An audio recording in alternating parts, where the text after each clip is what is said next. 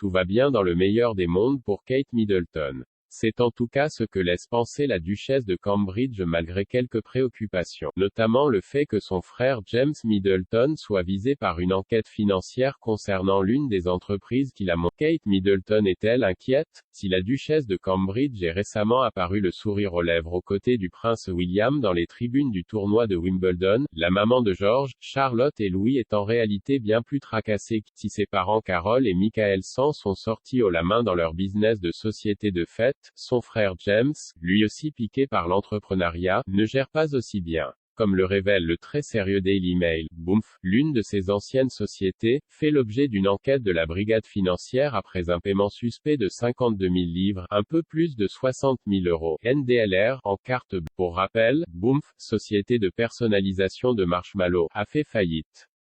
Malgré des pertes estimées à plus de 2 millions, James Middleton n'a eu d'autre choix que de rembourser les créanciers, investisseurs qui l'avaient aidé à financer son projet, parmi lesquels son beau-frère James Matthews, mari de. Au même moment, une enquête, menée par le cabinet d'avocats Withers, s'est intéressée aux comptes de l'entreprise et a donc découvert l'énorme somme versée par la directrice financière de l'époque. Cette dernière affirme avoir payé cette somme, uniquement pour protéger sa position de crédit personnel.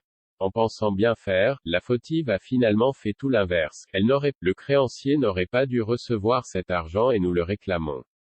Dans un rapport publié dans le Daily Mail, les enquêteurs se sont exprimés, nous sommes obligés d'examiner toutes les informations dont nous disposons et de procéder à une première évaluation pour déterminer s'il existe des questions susceptibles de conduire à des recouvrements. Face à un tel tollé, James Middleton a brisé le silence et rassuré sur la véritable nature des investigations financières à son encontre, évoquant un processus administratif habituel. Il s'agit tout de même d'un nouveau coup dur pour le mari d'Alizée Thévenet, après avoir vendu son bébé en janvier dernier. En tant que marque de niche personnalisée, il est devenu difficile pour Boomf de survivre en tant qu'entreprise autonome dans cet environnement de plus en plus concurrentiel. Notre priorité a été de protéger notre équipe et d'assurer l'avenir de notre marque et nous sommes ravis d'avoir conclu avec succès la vente de l'entreprise. Une cession qui ne le laisse pas tranquille pour autant, visiblement.